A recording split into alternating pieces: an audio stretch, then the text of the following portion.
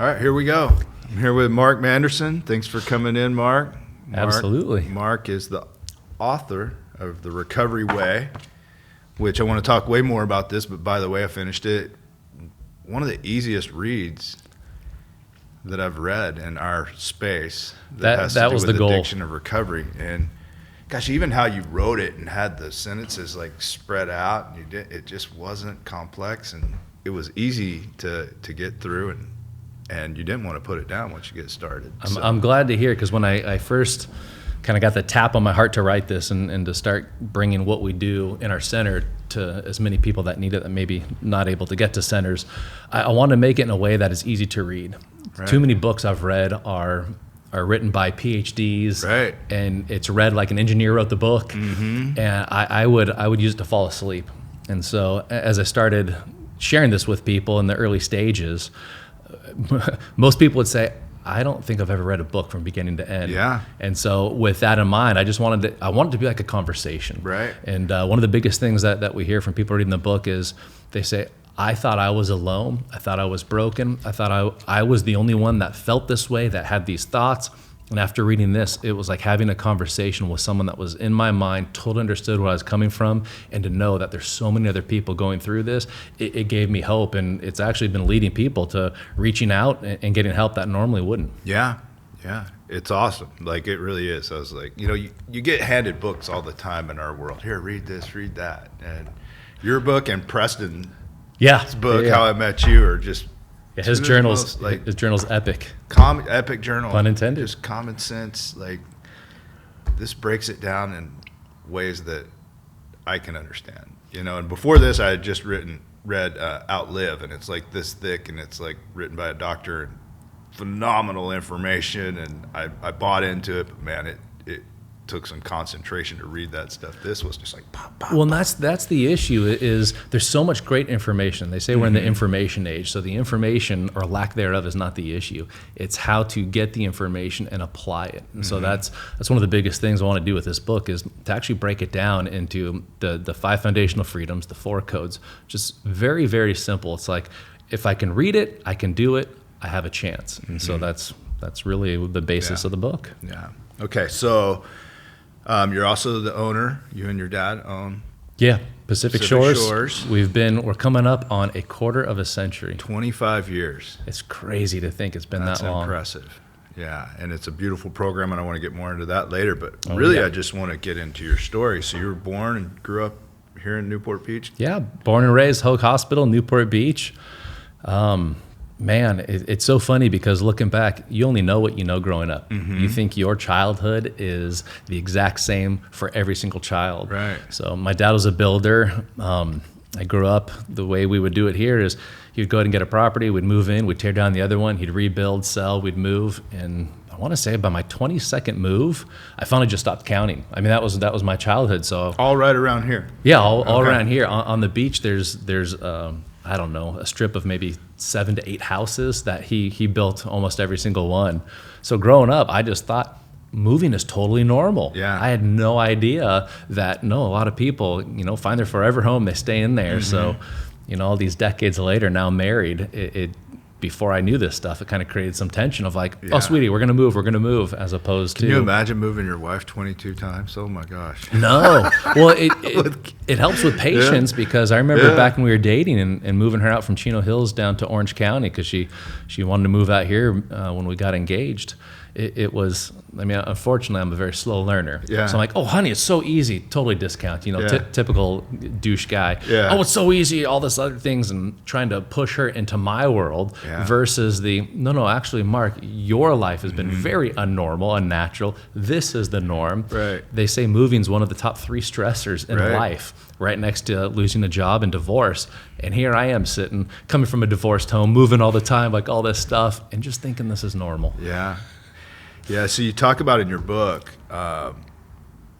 your first exposure to addiction with your aunt, and you're 8 years old. That's the question most people ask, right? Yeah. How old were you when you were first introduced to drugs? Yeah, so tell me that story.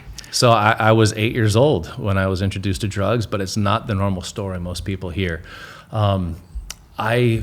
So here's the interesting thing about trauma is when it happens, memories, like I don't remember much about my life around that time other than this one core memory. And so I just remember coming home, couldn't tell you if it was summer, winter, but I just remember, so my aunt was the fun one. She was the outspoken one. Like all us kids loved her. She would always go and she was the crazy fun one. Let's go to the beach and go swimming in our clothes. Yeah. Aunt Steffi, she's like, yeah, let's go. And we'd just jump. So she ended up staying with us, and I had bunk beds in my room at the time down in Newport Beach, where I remember one of my friends, when the whole COVID thing happened, moved out to Tennessee. He's like, oh, I got 10 acres. And me being an Orange County kid, I'm like, oh, what's an acre? Yeah, right. So here, very small. So in my room, I had bunk beds. She was staying in my room, and I thought I was the coolest kid at the time. Aunt Steffi's staying with me. So I get home, I walk in, and you're 8, right? 8 yeah, years old. I'm 8 years old. I walk into my room, and so my memory, I assume, is distorted. All I remember is there's a sea of pills. So imagine this 8-year-old boy walking in. I feel the like crunch of the candy pills on the ground. I'm thinking there's thousands strewn across, and I see her lying, not on bed, but on the floor, just kind of like, not necessarily fetal position, but on the side. I could tell something was wrong, but I didn't know. And so I just remember like thinking it's odd that she's taking a nap on the floor. So I just start kind of rocking her, 8 years old, rocking her, Auntie Steffi, and just feeling nothing. Right. And I remember something was wrong, but I had no idea what it was.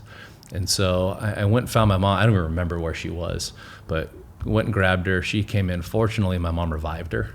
And so she survived this experience. But I have a younger sister. She's 22 months younger than me. So you got an 8-year-old and basically a 6-year-old, and then someone who's active in their addiction. So my mom, being a rock star mom of going, I love you, you're my sister, but I can't have you jeopardizing my kids. So she ended up kicking her out, and it was a few months later where over in I believe it was Huntington Beach, same thing happened, but there's no 8-year-old boy to save her. Yeah. So she actually passed. So at a very young age, it was Do you know how old she was? probably 30s. Yeah. I would think she was young. I would say early 30s. Yeah. Do you remember finding out about it? What thoughts went through your head at that time, or? No, I don't have many memories around that. Like literally, it was a blip on the radar. Just I just came from, my daughter had a play where she did Frozen. So the part that pops in my mind is conceal, don't feel. It's so interesting and apropos. But I just at a young age, I just kind of survived through, just kind of stuff the emotions. Yeah. And it wasn't a conscious decision, but I was able to make it through. And I don't remember we really talked about it. It was kind of like, oh yeah, our aunt died. But then it was kind of life back to normal, going to school, had a great childhood growing up. But there's always two versions, right? I got the version that is my mom and dad love me, which they do. They were always there for me, which they were. It's fantastic. But what's interesting is as I got older and older, some of these negative memories started coming in of, oh, they weren't there, they were terrible. And I'm kind of like, and this leads into some of the work in the book. It's like, both of these are actually true. We don't live a life of black and white. A lot of the times there can be conflicting information that are both equally true. And so part of learning through this process was, what story is going to actually serve me? What story am I gonna put my trailer to and kind of hitch up and continue to ride as the truth that I remember that's going to serve me and continue to help me grow? Yeah. You talk about in the book, like we have this image that we're supposed to uphold. And we're supposed to be happy, and so yeah. Well, and that's eventually what led to being a kid growing up in Orange County. The silver spoon syndrome. Life was supposed to be perfect, having everything together. And so ironically, it's kind of like, man, I put the mask up. It's like, how can I complain? Yeah. I've got everything. I've got food, I've got shelter, I've got a job. And as I continued to stuff and to sedate, it got worse and worse and heavier until actually this is the street, 17th Street, where we are, where I walked out. My intention was to come here to take my life. That's so let's talk about that. That's the next part of the book. He's like, we're diving right into this thing, man. How old were? That's right. How old were you when you had that event? And tell me that event. You kind of speak about it a little bit in the book, but not too in depth. Like, where were you at? Like, how old were you? What was going on in your life? I just graduated college, and that was one of the other fallacies too. Is it's like your entire life for me, I went to school, and then to get a good job, you go to a good college, and then I graduated college, and it's like, I've been a student my whole life, studying stuff I don't give a crap about. I don't know what I want to do when I grow up. I don't know what I want to be, but I'm supposed to be happy and supposed to have everything together because, look where we are. And that's where it just got heavier and heavier. And I got into commercial real estate. So in Orange County back in early 2002, 2003, all you'd do is smile and people would want to buy commercial real estate. It was Orange County. Yeah. So imagine making money. Bank account was growing, had everything that supposedly you needed, but I was so unhappy. Like there was zero purpose to my life at that point. I think at the time, like 235, 240. I think the heaviest was around like 30% body fat, 28% body fat, something crazy, and just unhappy. Yeah. And so that's why one of the foundational freedoms we talk about is health and fitness. But it was crazy because my brain chemistry was off because I was eating crap. I was heavily depressed.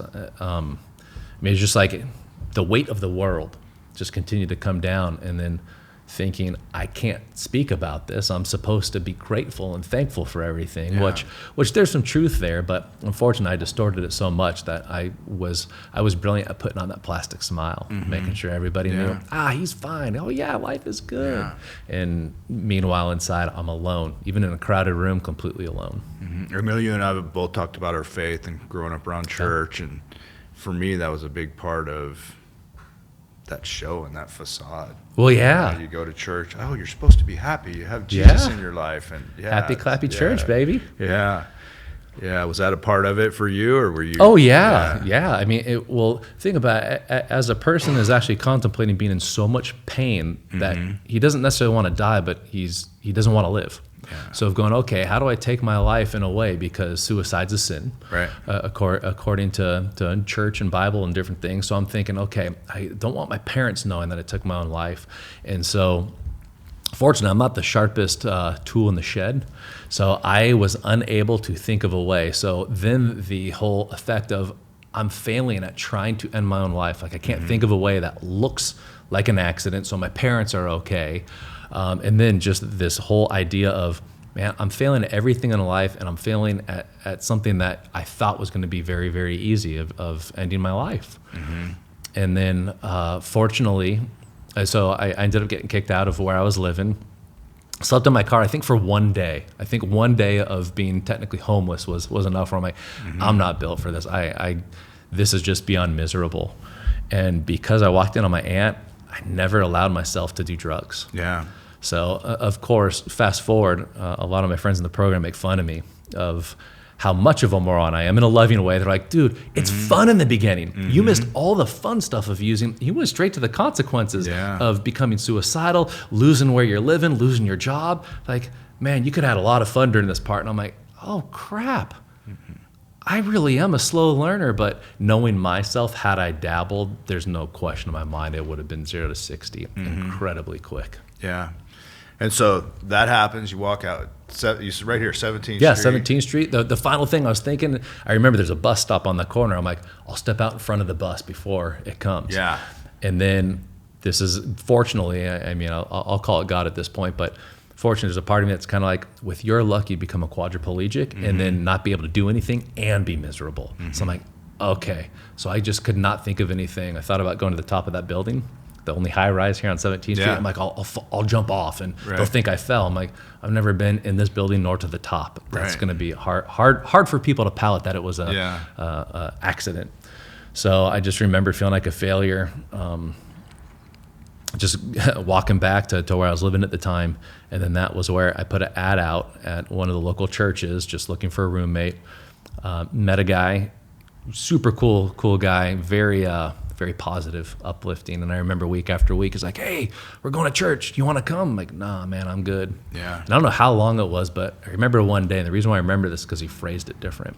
He's like, hey, man, you're coming to church with me. I'm like, oh, no, I'm good. He goes, oh, no, I'm not asking this time. You're coming with me. I grew up in the church. You know my story with my family marrying into Calvary Chapel and just being a part of all that. That was really cool. So I was always Christ-centered, but the thing about free will choice is you have the free will to walk away at any point. I don't think ever fully walked away, but I questioned and angered and pointed the middle finger and just Right. all sorts of stuff because I was in so much pain, just knowing, not knowing at the time, it was me creating all the pain. Yeah. And so you didn't kill yourself Surprise! because you're here, right? And you move in with this guy, just super positive. He Yeah. takes you to church. What happens? Like, So- what happens to you? What's that transition like? So What's I- that transformation like for you? I wish it was an awesome story of like, oh, I went up and like touched the cross and everything was healed. Yeah. It was a long process for me. It was slowly but surely because I didn't have the tools. I didn't know the tools were out there. I was so ashamed to talk about it because my grandpa was a minister. So many people in our family really tied into the church. So I carried this guilt and this shame. And why I talk about it in the book is I thought I was so broken that I couldn't tell anybody because they wouldn't want to touch the scarlet letter. And so week after week, month after month, I just started to open up a little bit more. And then just through this conversation, I call it conversation with Christ, I just started blaming, started asking, and through this conversation, it started opening up more and more until finally that deepness, that heaviness finally kind of lifted. And then the right people started coming into my life, the right mentors that I was able to ask questions, and they helped guide me through and actually helped change the entire way that I thought. It was my thinking that got me to this place of so much pain. And it was through literally retraining, rewiring the brain that led to this complete different place, which is a lot of what we've brought into the program that's helping thousands of people. So for you, it was gradual. It wasn't like, It was- I just it was am going to way go too pour out to somebody and I just had enough. It was gradual. It was a slow, arduous process, but they say, what was supposed to happen, happened. The way we know that is because it didn't happen a different way. Right. And so by it taking such a long time, I think my empathy grew. I'm able to connect with people at a much different level. I know a lot of clients will come in and will say that. They're like, man, I feel like you actually see me. Like everybody else sees this facade I put on, but you actually like see my soul. I'm going, first of all, thank you. I'm honored. But yeah, because I was that person hiding behind something that I didn't want anyone to see. Yeah. So now that I know the truth, it's like you can spot it so quickly. Right. So when did you kind of realize that you were starting to figure things out and connect with? I'm still figuring stuff out. I mean, but when did, what I'm saying? Like, when did you realize, like, for me, example, like, I remember having a day where I sat through an AA meeting and I hated AA when I got sober. And I thought to myself, wow, that was a great meeting. I really enjoyed that. And I'm like, where did that come from? And then I like kind of got a sense of peace. Like, I remember that moment. Do you have an aha moment like that, or? I feel like I have aha moments multiple times a week now. Yeah. So if there was one specific one, I can't think of anything. I mean, I had a lot of little ones. Like for me, one of the things was I was basically purposeless. And I remember at the gym, I was finally starting to feel better, but just didn't know what I wanted to do when I grew up. And this guy was probably in his mid-60s, late 60s maybe, full six-pack, like amazing shape. We just kind of became friends and started working out together. And I remember just hearing his stories about his life. The guy lived like 5 or 6 lifetimes, like was a football coach, was on a sailboat going around the world doing different things, was a history teacher. And so I just remember asking him, like, man, how did you finally know, like, what you want to do, what your purpose is? And he goes, I still don't know what I want to do when I grow up. Right. But it was like this permission. Like, you don't have to have it figured out. Yeah. Purpose is seasonal. And so for one season, he was a teacher. Then he got called to football, and that was his next purpose. And the biggest thing I think we look for is just permission. And then once we get that validation, that permission, it's kind of like, okay, I'm not broken. I can figure this out. And then once I gave up that need to make that one decision of purpose for a lifetime and just go, okay, here's what the purpose is now. Yeah. And then I've been doing this in the addiction and mental health field for coming up on 21 years. So it's like, here's the seasonal purpose. It's been 2 decades. There's going to be 2 more. I don't know, but I'm just going to keep showing up and going where I feel like I'm being guided to. Okay, so Pacific Shore started 25 years ago. And did your dad start it, or how did it start? Yeah, so I wish he was here to give the whole story, because I was overseas going to school in England, so I was out of the country. But My grandparents had a little duplex here in Costa Mesa. They just wanted to give back. They're both retired and just huge hearts. And so originally there was only I think it was the Sheepfold up, a battered women and children's shelter in Santa Ana. There's nothing else really around here. And so they said, we want to help moms with kids. And so the idea was, okay, upstairs, a mom will have her own room, the kids can have different rooms, and then downstairs will be another family. They share the kitchen. This will be great. We can actually help quite a few families. And so throughout the process, a guy who did the doors and windows, my dad had been a builder forever, talking with him. And when he asked, he goes, what are you doing? This is kind of unique setup that you've got here. It's not like any of the other projects you've done. He said, oh yeah, this is for my in-laws. I told him the story, and he said, you ever thought about helping people in recovery? And he's like, oh, well, this isn't really my deal. I'm just building.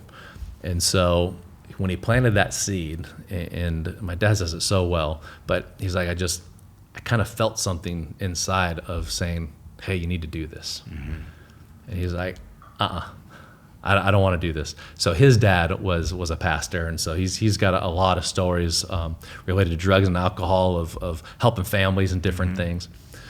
And so he says it's so funny. He goes, I know how to shoot this thing down. I'll talk to my wife. She'll say, hell no. Right. And he goes, for the first time in my marriage, I take it to her. She goes, honey, whatever you think is best, I'll support 100%. Wow. And he goes, that's when I knew that this isn't me. This is something bigger than us being called.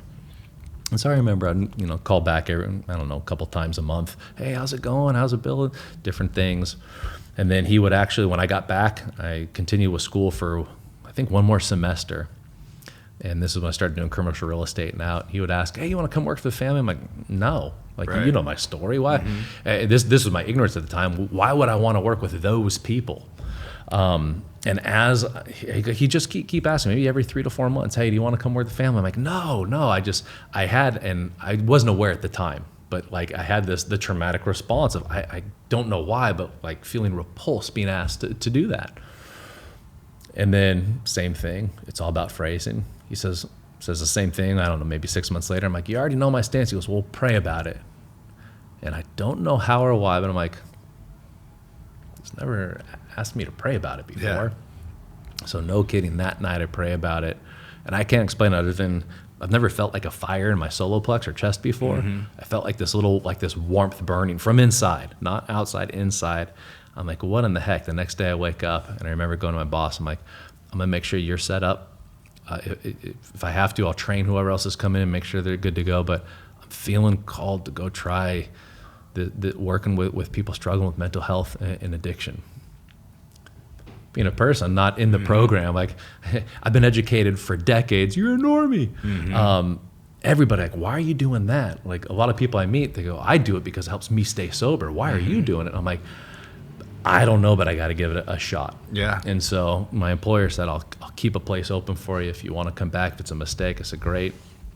So I've literally said the same prayer every day for coming up with 21 years of, God, if this is the purpose, keep that fire burning and guide me. If not, extinguish that sucker and please open a door anywhere else. And the fire just keeps burning brighter and brighter. So I haven't looked back. First 5 years was just trial and error. I mean, I think I said this earlier, I'm a very slow learner, like incredibly painfully slow. But one of my gifts is it takes me a while to learn it, but once I learn something, I can break it down. I learned it about a 4th grade level. I can break it down in such a simple way that if I can turn it into daily habits, I can actually, it's not what I do, it's who I become. Right. And it becomes so prevalent that people started seeing that and saying, hey, you're doing something different. And then that was where one of the house coordinators said, have you ever worked on the steps or gone to meetings? I'm like, no. He goes, well, it's time we work the steps. So he took me through the steps and started going to meetings. I'm like, why don't they teach this in school? Right. Like, this is just how to be a better human being. Yeah. And so there's so much ignorance, which I had. So it's kind of like, I actually see this from a complete different angle and view. So one of my big things is to help remove the stigma of those people, because unfortunately I was one of those morons that was one of those people. And so as I just started sharing with people, they're like, oh my gosh. And what's crazy now, and it's a beautiful thing coming up, 2024, is the stigma is not completely gone, but it is being more accepted now with mental health. More people are speaking and they're seeing it's not just like a rock star and actor disease anymore. Right. It's kind of like the doctors, the lawyers, it's like it is the only non-biased like if you think of anything in the world, this is the only thing that doesn't care what you look like, your sex, your gender, your status. Like it hits people at all different areas. So it really is the number one equalizer of, I think people are opening their eyes now and going, oh my gosh, this is affecting so many people. I mean, we're talking millions and millions and millions just here in the States every single day that don't know, hey, there is treatment. There is a way to actually learn how to live, which is why we call it the recovery way. Yeah. So you walk into what was your first job in treatment? Well, like, what's the first thing you did, like when you came in? What was that like? What was day one like for Mark? I don't know if it's day one, but within the first couple of weeks, the sewer backed up. So I had to go literally jump in and start cleaning poop up. Yeah. I started at the very, very, very ground floor to really understand. And that's how we actually built what we have now is I'm kind of known as the curious why guy. And so I would see someone struggling that just finished a 28-day treatment program. This is back in 2004. I'm like, I don't get it. Why aren't you cured, man? That's when 28 days. That's what 28 days and you should be good. Well, you know where that came from? No. I didn't know that. So apparently military, it's a day travel and a day back, and you have 28 days before you're discharged. Okay. So that's where the 28 days in treatment, because it was 30 days overall, one for transfer in, one for out. Interesting. So when I first heard that from some veterans, I'm like, I had no idea. So that's where the magical 28 day came from. But so basically, I just started learning and asking questions, and then I started getting educated. And one of the guys says, you know what? I think if I knew that like I had to come and get breathalyzed at night, I may have not have drank. And I'm thinking, oh, well, all right, let me look into that. So started looking at, can you get a breathalyzer? And just by asking how we could better serve, that's how we grew from sober living to, back then there was no outpatient. There wasn't anything. We called it, what did we call it? I think transitional living, where it was just basically, they would go to work, they would come back, and when they come back, we'd have meetings and meeting cards and different things, but it would just kind of talk like, hey, how was your day? Yeah. Were you triggered? Yeah. Why were you triggered today, not yesterday? And just by asking questions, I kind of got baptized by the fire. And then I thought, man, I really don't know this stuff. So then I started going to school and started reading all those books that we were talking about before that were heavy lifting. I'm like, gosh, this is so convoluted. I don't understand. And so I just try and stripping down. And again, for me, fourth grade level, once I did that, I'm like, hey, does this help? First guy's like, holy crap, this is so simple. And then go, okay, and then tried it with a few more, and then we just started building more and more boundaries and help, and then eventually started bringing in therapists and doctors, and now we do everything from detox all the way down to sober living, and even a virtual program that's been working really, really well ever since post-COVID, of helping people, making sure that they're living life on life's terms, but thriving, not just white knuckling. Like that's the part that I really struggle with, is seeing people that get sober, but their life is still the same.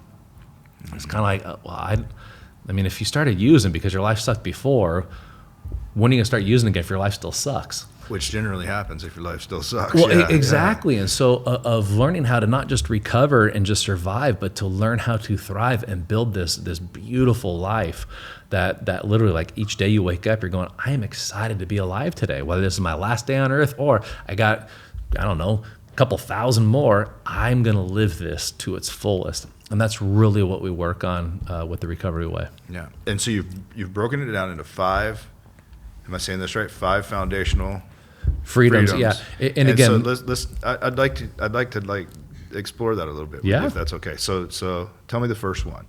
So it's in no order, and this isn't necessarily my work. Like everything is rehashed. What I started doing is, so I don't know, maybe 15 years ago, I would see people come into our program, same therapist, same case managers in the same groups. One would go home 6 months later, they're thriving, they're coaching their kids' baseball team, promotions in the company, and just doing awesome. And other people would go to another treatment center. I'm like, I don't get it. You guys have the same therapist, the same. Right. And so I just started asking questions. And what I found is the ones that were thriving were doing small, I call them hitting daily singles. They were doing just a little bit of work every single morning on themselves in 5 different areas. Now, not everybody hit all 5, but as I started questioning, I don't know how many thousands, just asking, what do you do? What's your habit like? I started seeing a pattern. And the pattern was, and it's in no order, the first 4, one is fitness. So basically just fitness and health. The biggest thing is I mean, our body's our temple. We're only given one. When we work out, when we sweat, when we give ourselves supplementation and nurture correctly, our brain chemistry changes. When we look good, we feel good. When we feel good, we make much healthier decisions. So I started seeing there was a fitness aspect, and it wasn't a thing of like, dude, you got to do CrossFit. You got to work out 4 hours a day. It wasn't necessarily that. Some people are doing yoga. Some are doing Pilates. Some are just going for runs for an hour. But everybody does something to challenge or push their body. So once I started documenting that, I said, okay, great. What else? One of the other ones is faith. Regardless of what their belief system is, they started communing with their creator. They started having these conversations of basically asking questions, investigating the belief, the spirit, the mind, body, soul. And again, those that weren't. They were just waking up, trying to survive life. So I saw the fitness part, went okay. Saw the faith part, went okay. One of the others was family. So of basic having fellowship, of being open, having deep conversations, no longer a living surface area, but actually owning their stuff, but then starting making daily deposits. And as I started investing in different relationships of what they appreciate, what they love about other people, it started flourishing. They say addiction's isolation. So what's the opposite? Oh, communion, actually coming together in a community, breaking bread, having conversation. And so I started seeing that as a theme. And then the other was every single person was doing something to further their career, whether going back to school, going to a trade school, nowadays watching YouTube, Googling, but of doing something that is their passion that will make them either smarter or be able to make money or do a side hustle or something that they actually enjoy doing. So that's the financial aspect. So once you got fitness, faith, family and friends, and finances, we still found there was a part that a lot of people were working on, and that's where we saw the fifth one's feelings, of doing some form of self-inflection, investigating the stories, actually checking the thoughts, not taking them as absolute truth, but when these obtrusive thoughts come in and going, okay, well, where's the evidence behind this? What is leading me to this thought process? Okay, when I think this way, how do I feel? Oh, there's actually correlation to how I feel according to my thoughts, and then how I act or react in most cases. And so we started doing this just by guided questions. What we found is people in pain keep asking themselves the same questions, so they keep getting the same answers. And so as we started asking different questions, we found people were starting to change their perspective and moving from this place of, we call it the pit of pain, sitting in this space. They actually started kind of coming over and through the self-inflection, asking these questions and really diving into the feelings. It's pretty cliche, but you got to feel to heal. It's like instead of stuffing and sedating by actually asking the questions of why I feel this way, that was like the fire that ignited all the other four. So those became the 5 foundational freedoms that we started teaching and seeing amazing results when you do just a little bit of work each day. And when you talk about those 4, and at least for me and most people I know, when you get clean and sober, it's like, where do you start? Yeah. You know, and I mean, like when you were talking about fitness, like what is your message to somebody that's coming in and they maybe for years haven't done anything for themselves and have beaten up their body, using drugs and eating terribly or not eating at all, or so where does somebody start? I can share my journey. I am all about small steps because way too many people, and I fell victim to this for a very long time. I call it the New Year's Eve special. I'm gonna work out 2 hours a day, 7 days a week. I'm gonna eat 257 grams of protein, and then all of a sudden it's so heavy and it's such a big change. You hit it for 3 days, and then all of a sudden you miss a day, so you go, well, screw it, this doesn't work, and then you throw everything else out. So the way that I went from like 240, 30% down to, I live around 15% at about 200. All I did is I said, you know what? What if I just have like a protein drink with greens in the morning, and then I can eat all the crap the rest of the day that I already am? I thought, oh, I can do that. So I did that for about 2 to 3 months. That became a habit. And I said, you know what, actually, I notice I'm feeling better in the morning, and then I start feeling sluggish in the afternoon. What if I actually had just like a snack, like either carrots or I don't know, banana. I had a banana with peanut butter earlier. So I'm like, what if I just had a snack? And then for lunch, I could totally just mow down whatever. And then my afternoon snack, and then my dinner, and then my nighttime snack. And so I just made these small incremental shifts because so many people want immediate gratification. So here's one of the tricks. we are living for, well, right now, I think the average lifespan is about 86, 87 years. And they're saying as every decade goes, we're adding more and more. So hopefully we'll live closer to be 100 than 80s. Yeah. So if I, instead of look like this, if I pull back and go, okay, over a span of 100 years, what if I go and invest 1 to 2 years to really nailing it down so the other 50, 60, 70 years I have left are just amazing? Most people don't think like that, and that's where they make the mistake. I want everything now. Right. And then they keep in this pattern, the cycle of chaos. And so just by 2 to 3 months, little change here, breakfast, then a snack, then, well, I'll do lunch, then afternoon snack, then dinner. Next thing I know, I'm like, I'm actually eating really clean, and it's not as difficult as I thought. Well, it took about 9 months to a year. But the weight started coming down. I was actually playing with my kids. I was the dad, and this was the part. I don't remember if this is in the book, but my absolute rock bottom was when my wife was pregnant with our son. My daughter was right around 2 years old. My little girl goes up to my wife and goes, "Oh, mommy have baby in belly, and daddy have baby in belly." This is why truth is so important. Yeah. Most people don't want truth. Unfortunately, kids do it so innocently, but it's like without truth, I would have not been confronted of my kid thinks I'm pregnant just like my wife is. And so by having that truth in my face, coming from a place of love, that's where I made the conscious decision and started changing. And then I was able to actually play with my kids. Yeah. And that's one of my goals of living. As long as my goal is to live, is I want to be the guy who's playing with his great grandkids, actually surfing in the water with them, playing soccer. And the only way I do that is by making my choices today for my future self. Awesome. And then exercise, where does somebody start? They have never exercised. What do you walk? Just move. Just move. So that's one of the other things too, is you can go for a walk. There's so many things you can do. I mean, just go on YouTube, and first time working out, you'll get, I don't know how many tens of thousands of hits. Yeah. But the biggest thing is to just start. So the reason why that's so important is, so we got to build the body first before we learn to master the mind.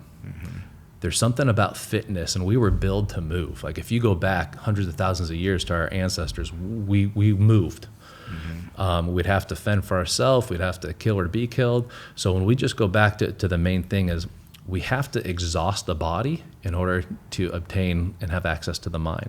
So once we build the body, then we're able to master the mind. The whole reason why I want to master the mind is once we're able to get in touch with our mind, then we can actually learn how to stoke the soul. So there's the mind, body, spirit you always hear so much about. In these 3 steps, we're able to really get in, have that soulful conversation with ourselves, that now the mind starts to follow the soul, then the body. So it's like this circle that just continues to feed and kind of grow bigger and bigger, if that makes sense. Yeah, absolutely. So then when faith, where does somebody start there? Like maybe like, So like this a lot of us are like, maybe we believe in God, we're mad at God. I mean, I was. That's like, when I was one of my always taught favorite to have things. these real formal prayers growing up Presbyterian. Right. So where does somebody start there? So this is actually one of my favorite parts, and it's why we're considered a secular center, is because what we found is if people either don't have a basis of God, are angry, so many people, and I don't mean to speak negatively of churches, so take this with a grain of salt, but a lot of churches say, like, here's the box. You have to be very grateful. You need to come in and on your knees and pray, and that's all good and fine. But what I found is I didn't think it was okay to actually curse God and to scream and yell and have these real and raw, authentic conversations with him, her, it, whatever you want to call it. It's a being. And so one of my favorite things is actually helping when clients come in when they're saying, I'm angry at God. I'm like, he can take it. Curse him, scream it, let's do it right now, and actually walking through. So for me, it was the permission to say, okay, God, you created me. You say I'm made in your image, F you, prove it. But then you better be ready for what's going to come. Right. And so I started going on these walk and talks and just like, God, I felt you when I was younger. Why have you left me? And what's amazing is as I started to open up, I was able to recognize the truth. And the way God talks to me is like, it's like, man, I didn't leave you. You left me. And you left me for the exact amount of time you needed to. And now that you're coming back, what questions do you have? And I don't know for how many years just walking. I would walk for about 45 minutes to an hour. Kids are asleep, but just walk and talk, had some beautiful conversations. Now, non-believers might be like, hey, man, you got multiple personality disorder. I'm like, okay. Well, whatever it is, it's answering my questions. It's showing me how much better life can be. Actually, it's giving me guidance. I call it divine downloads of what to do, how to do. That's how I wrote the book. I'm not an author. I would have never done that. Years ago, the tap on my heart was, hey, I want you to write this. I'm like, oh, yeah, whatever. Yeah. And as I just keep going, I'm like, gosh, why does this keep coming up? And then sitting down, I don't know how to write a book. God told me, you sit down for an hour every single morning. So I did that consecutively for like 200 and something days. And at the end of it, I'm like, wow, do we just write this? Yeah. Now, I'm sure there's a lot of me in there where I screwed it up. I'm human. And hopefully there's some divine parts where some people, like I remember one client was sharing, it's like, man, the exposing the core lie. He's like, I had no idea that was my primary driving question. Like, this lie is what I based my entire life around, thinking it was truth. I'm so glad I exposed that. I'm like, I wish I could take credit for that. That's kind of cool. I just remember typing and it just comes out. So when we have that when we're open to that level of communication, there's nothing off limits. And I feel everybody has a different conversation that is totally up to them. I don't think there's a right way, or a pastor or someone coming in saying, this is how you have to do it. It's like, no, it's the beautiful thing about Jesus coming down and going, hey, because of what Jesus did, you get to have a personal relationship. You don't have to go through anybody. Just start talking. I don't know if that makes sense. Absolutely. Okay, the family part. Let's talk about that, because a lot of people get sober again. Relationships are fractured, damaged, whether that's with our blood family, or people that we know. That's a big one. That we hadn't met yet. Where does somebody start there that's like... So the very first thing that we tell people is just own your shit. That's the toughest part, is whatever you did, once we stop lying and we start living in truth, we just say, here's where I messed up. There's something powerful about owning what I did. Nor good nor bad, just saying, hey, here's what happened. Can't undo it, we own it. And then actually, Preston's brother gave this gift to me, actually at his memorial. When I get up there, I'm gonna thank him, but I call it the living eulogy. So I remember in the desert, I don't know, it must have been like 112 degrees that day. And his turnout, did you know his brother? No. Oh, beautiful soul, like helped so many people. Literally, like people were busting out of the rafters. It was crazy. There were hundreds and hundreds of people there. Wow. And we had mutually helped quite a few people that got up and shared. And I remember there were 4 particular that, like, hard guys. One was an ex-gangbanger, like crazy rap sheet, and just shared from the soul and was crying. And a lot of times you don't see these guys cry. And afterwards I went up to him and I'm just like, man, that was beautiful. Did you ever tell that to him when he was alive? And out of 4 people that I knew very well, actually helped and was a part of their journey of getting sober, all 4 of them said, no, but I wish I would have. Yeah. And so I still remember, I still have on one of my old phones. I don't know how many versions ago, but I still have that recording. I remember walking out and just bawling and just giving myself a message and just saying, listen, there is not a day I want to go by that I want to make sure everybody in my life knows where they stand, what I think about them, what I appreciate about them, what I love and honor, and how amazing they are and how they've positively impacted me. So we call it the living eulogy.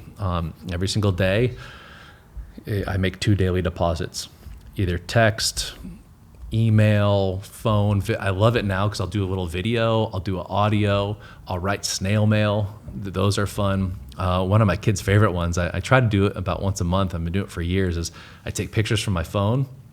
You just go to Costco, you have them printed out super cheap, and then I just write love notes on the back of the pictures, and then I'll put it for them. But it's just making daily deposits to people of what you love about them, what you care about, because so much of this life, life is chaotic. It gets crazy. Yeah. And if I can be the calm among the chaos and let people know no matter what's going on, like, hey, I'm thinking about you today. I love you. And here's something. I don't know if you remember, but when we were 12, you did this for me, and it still is impacting me now in my 40s. Like, that's how much I love you. And it takes 30 seconds. Now all of a sudden people are like, dang, I want to love at such a deeper level. And then it's a ripple effect. Next thing you know, other people are starting to love more. And here's a byproduct that didn't start this way, but it started rebuilding trust in all my lives.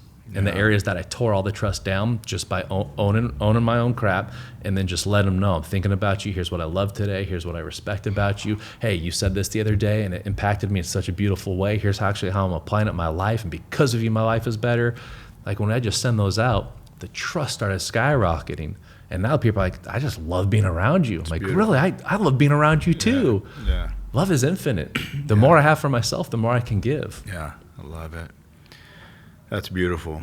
Okay, so the fourth one, finances. Finance. Which, I mean, not everyone, but I'd say 90-something% of us that get sober are struggling, and people that aren't struggling, deal with finances and figuring out what we want to be for the rest of our life. We talked a little bit about that earlier. What's your message to somebody in early recovery? How do they tackle that problem? Well, those are the two biggest things, right?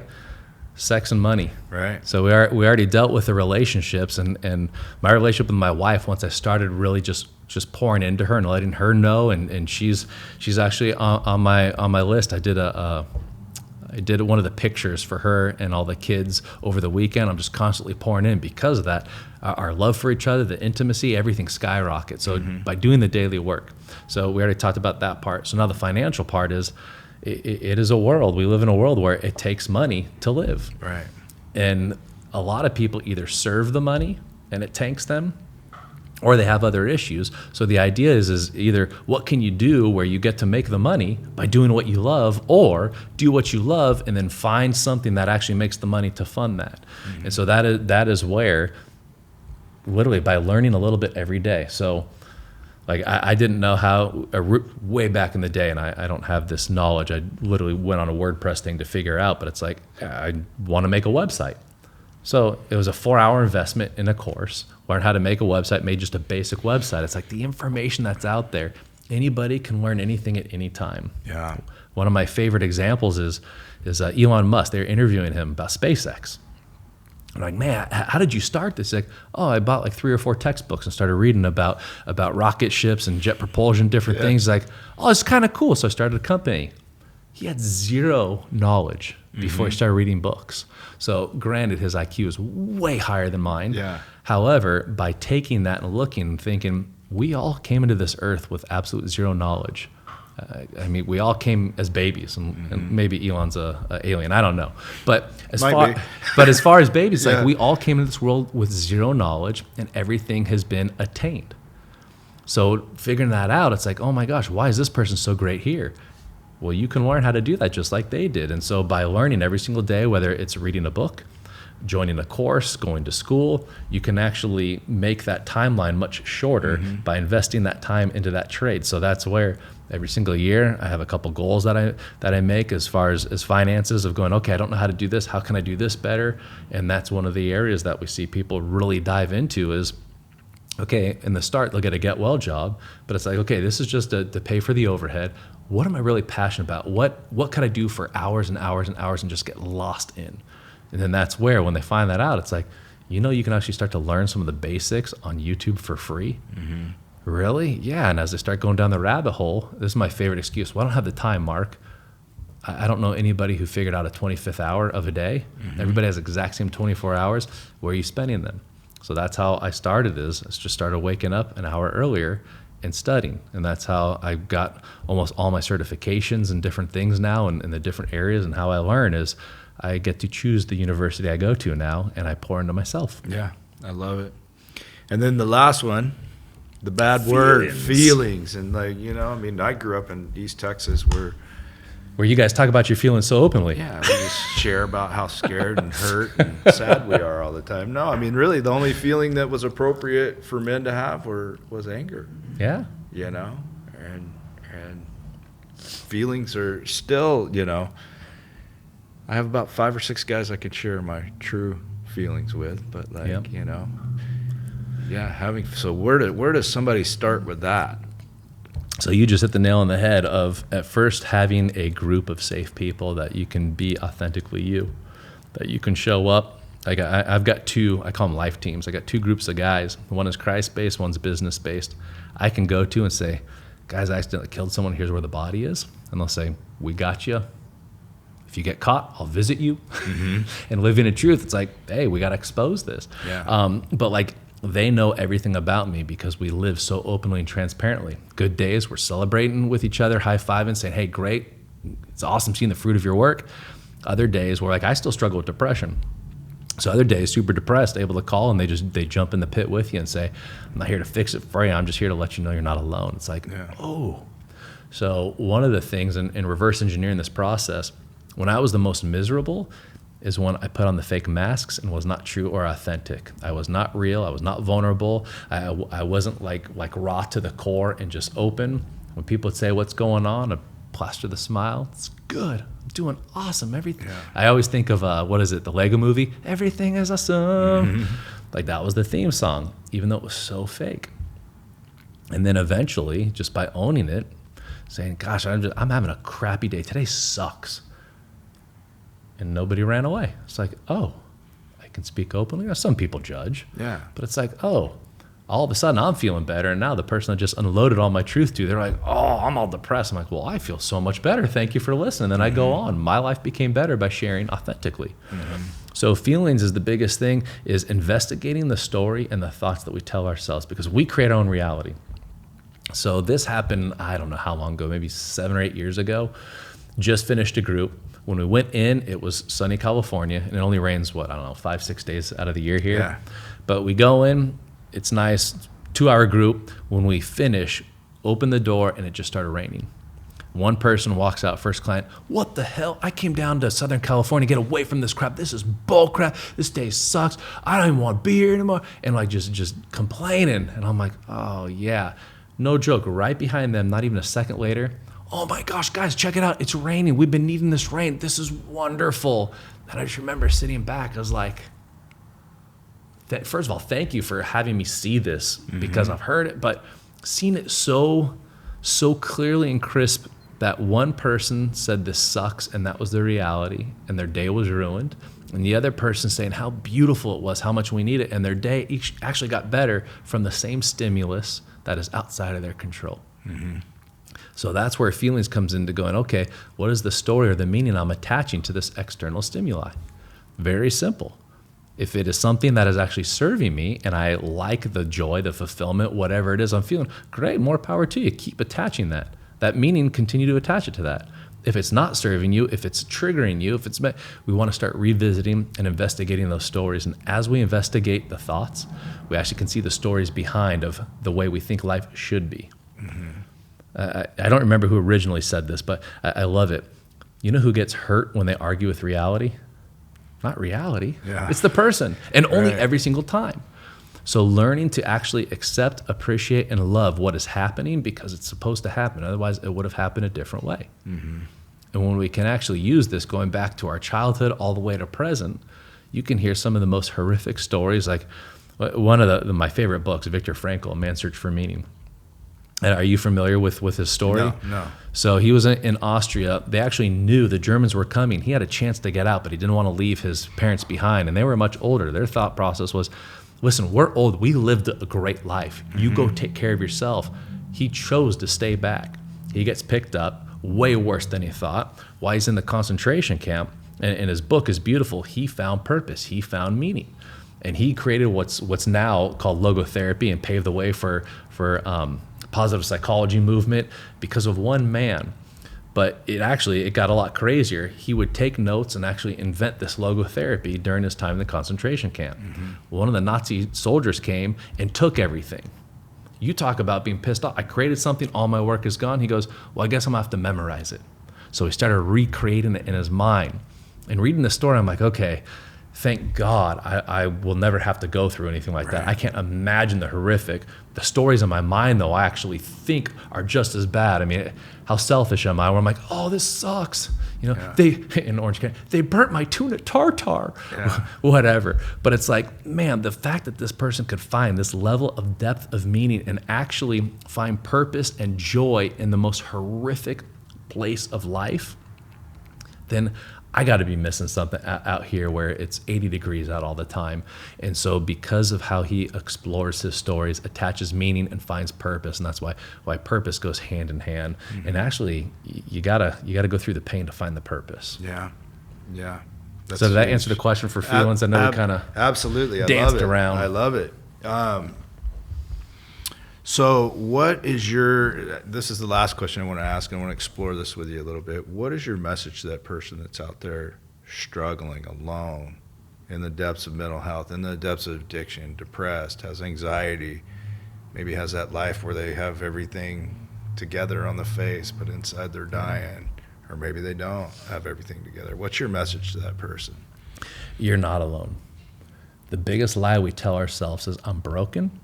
Nobody will understand. I have guilt. You don't know what I've done. I'm ashamed. All the stories that we create, yet out of the 8 billion people plus in this world, odds are just about everybody has something they're ashamed of, guilt, carrying, like it's crazy. And after working with, I don't know how many of thousands and thousands of people, you see these patterns. And what's crazy is my thoughts that I was so ashamed of, that I thought I was alone, every single human being walking earth has to deal with. It's the two primary fears every human being deals with. And it's the fear of, what if I'm not lovable? What if I'm not good enough? Yeah.